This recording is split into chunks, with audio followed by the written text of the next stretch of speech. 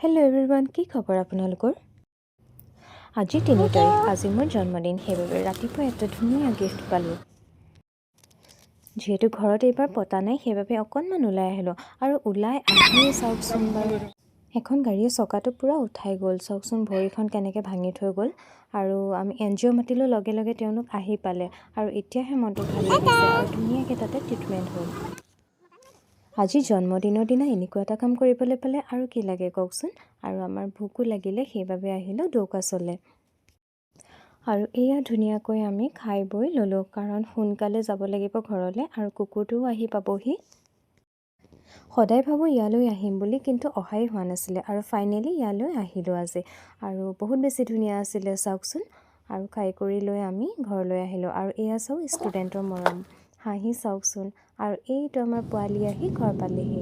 Pray কৰিব যাতে সোনকালে সুস্থ হয়।